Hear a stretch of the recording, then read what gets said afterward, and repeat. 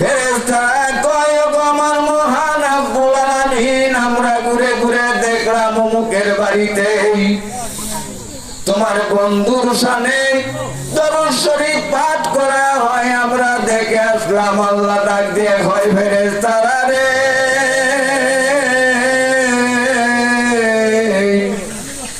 যে বাড়িতে আমার বন্ধু আমার পেয়ারা হাবিব সূরা মুজাম্মিল সাক্ষী দেয়, আমার নবীকে তো আল্লাহ কখনো নাম ধরে ডাকে নাই। সূরা মুজাম্মিলের প্রথম আয়াতে বলা হয়েছে ইয়া